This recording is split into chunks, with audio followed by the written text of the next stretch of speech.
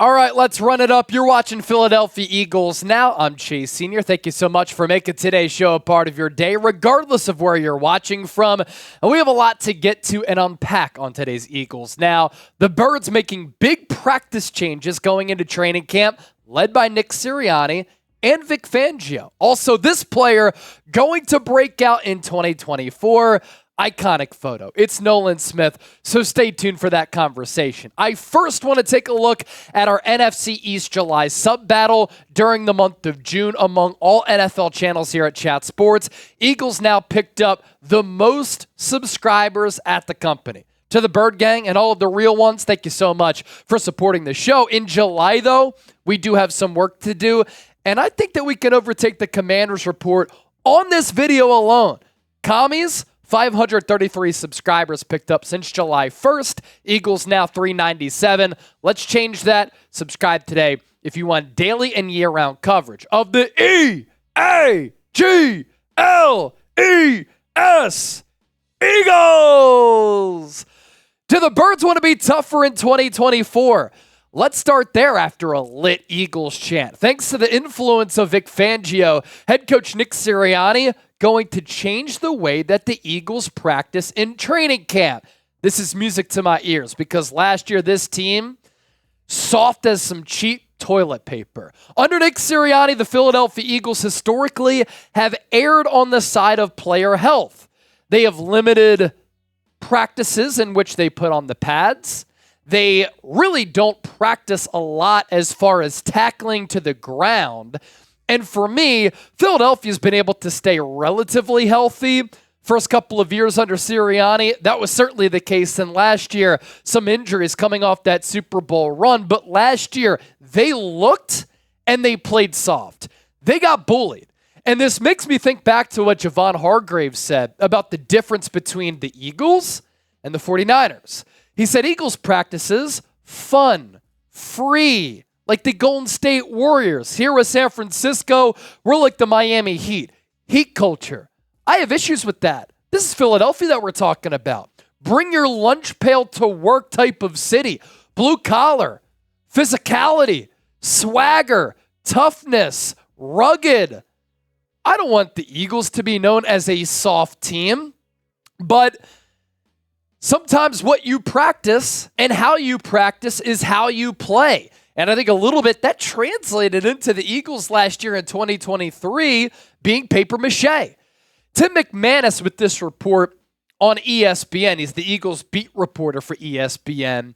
And I want to run through a bunch of what he said in his article. After pushing the limits on what a light, health-conscious offseason training regimen can look like, the Philadelphia Eagles are moving a couple of clicks back toward the pack with a nudge from old-school defensive coordinator Vic Fangio. Some change will be seen at training camp later this month when the Eagles are expected to extend their time on the field after cutting down on both the number of practices and the length of sessions in previous years. We're only ramping up, so stay tuned. A lot more to get to. But say what you want about Nick Sirianni. I know that he has earned some criticism with the way that the Eagles finished last year. Some people don't know what he does because he's not calling plays. He's not an offensive coordinator. He's not a defensive coordinator. I don't really make too much of that. Bill Belichick and John Harbaugh, they're not coordinators. They don't call plays. They are head coaches who oversee the entire operation. Just because Nick Sirianni does that doesn't mean he's not a good coach. What I give him credit for, too, he is open to making changes and being malleable. Wanted to bring in Kellen Moore, change up the offensive system. He gave up play calling duties in year one. And now Vic Fangio says we should practice a little bit more. We should become a more tough football team. And Sirianni says, Vic Fangio, you've been around the block a lot. You have a lot of experience. I can lean on you. And I like the sound of that. More from Tim McManus, placing a high priority on getting to the regular season with as few as injuries as possible. The Eagles tend to land well shy of what's permitted under the CBA which allows teams to hold 2.5-hour padded practices during the height of training camp. Philadelphia's high-tempo practices often clock in at around an hour or less, and the schedule includes more days off and practices without full pads than are required. That approach worked just fine leading into the 2022 season. Eagles got off to an 8-0 start en route to an appearance in the Super Bowl. All 22 of their original starters played in that game. And coming off that 2022 season, it made sense to continue with what worked, right? Here's the thing. In 2023, it did not work. Now it's time to make an adjustment, which is what the Eagles are doing. They took things a step further in 2023, reducing the number of back-to-back practices and increasing the amount of walkthroughs during the heart of camp. Still, they started 5-0 and won 10 of their first 11 games. However, they looked out of sync early and came a blink away from dropping the opener against New England, who finished the year 4-13. Afterwards, Sirianni expressed regret over not playing quarterback Jalen Hurts and other key starters during the preseason, saying he would definitely reevaluate some of the preseason stuff next year, which is what Vic Fangio is helping Nick Sirianni to do. And again, Sirianni admitting where he was wrong, that's good. Accountability is important. But you think back to last year, too, working off of that, Eagles were so sloppy. The Eagles were out of rhythm. They were out of sync. They struggled to start games. The first half of games were not good at all, as we talked about during yesterday's show. So it's time to make some changes here. And I'm glad that Philadelphia is doing that going into training camp. More practices, learning new schemes, and just trying to be a tougher unit. And speaking of the new hirings at both coordinator spots, that's what leads us to the next tidbit from Tim McManus. The need to up the offseason activity became greater when the organization fired offensive coordinator Brian Johnson and defensive coordinator Sean Desai following a 1-6 collapse down the stretch, and then replaced them with Kellen Moore and Fangio. With new schemes being implemented on both sides of the ball, the Eagles held a 3-day minicamp in June after opting not to the previous 2 years. And I grew up falling in love with Eagles football, partially because of this man here to my right. As many of you know, that's now 3-time Super Bowl champion Andy Reid, who's won all 3 Lombardi trophies with the Kansas City Chiefs. I get it. Didn't win one with the Eagles, and some people are still sour about that. I am. But I thank this man for forging my love for the game of football. In 14 years, still made it to 5 NFC championship games, including 4 in a row. And when I was growing up, we'd take some trips out to Lehigh.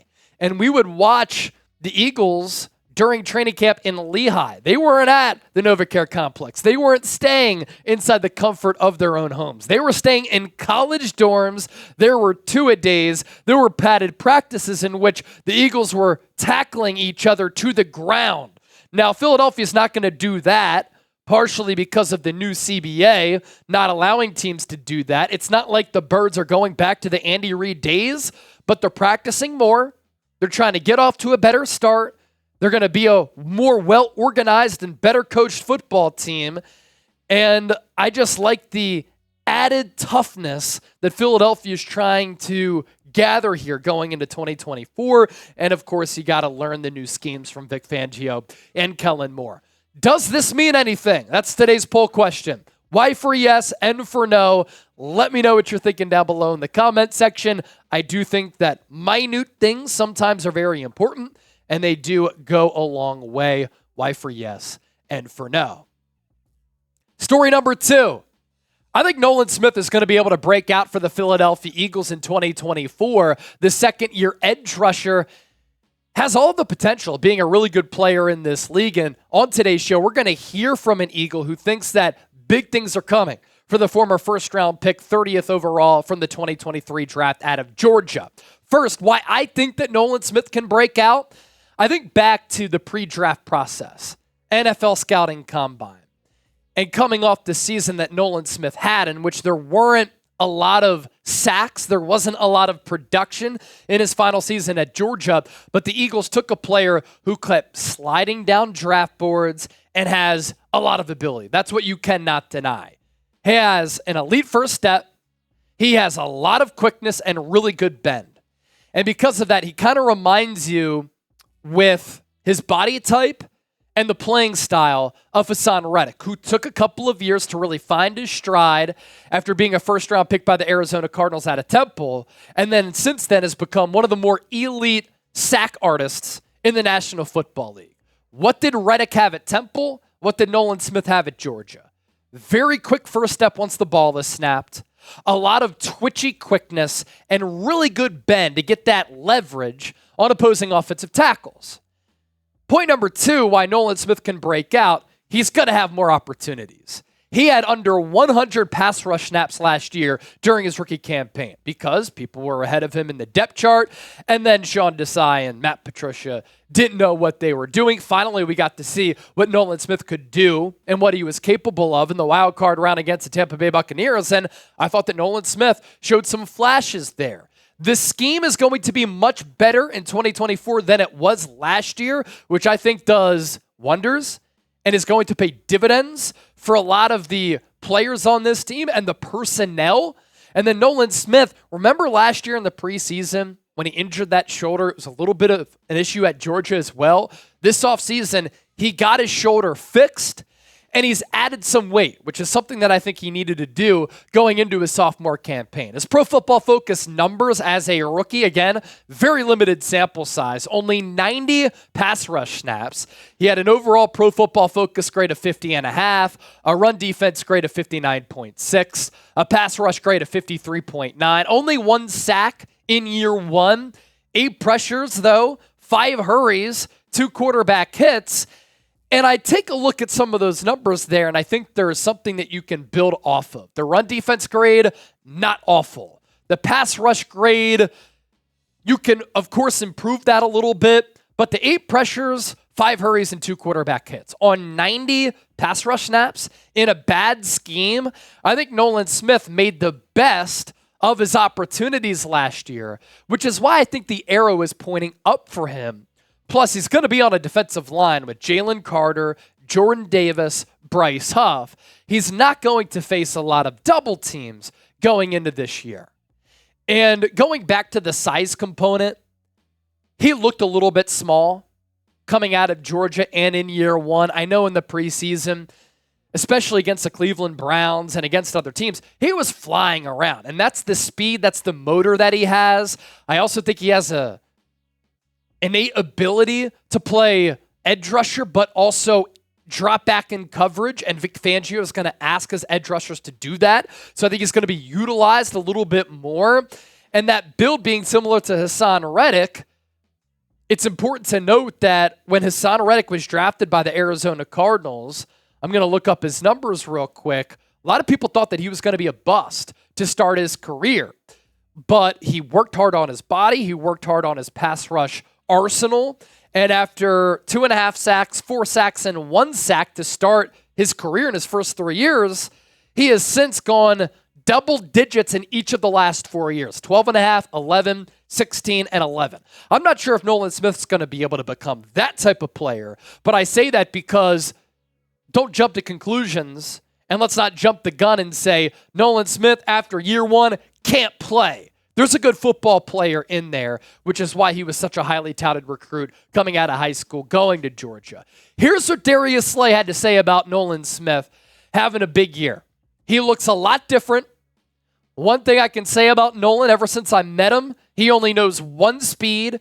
He's one of the guys that you have to watch out for yourself because he hits teammates and everybody because of that motor. Even in practice, he's a guy that's going to run the ball or run to the ball from all coaches in the D-line, 10 yards. He's not a 10-yard guy. He's more of a see ball, get ball. It's going to be a special year for him, especially after him being behind Hassan Reddick all year last year. I think it will be very special.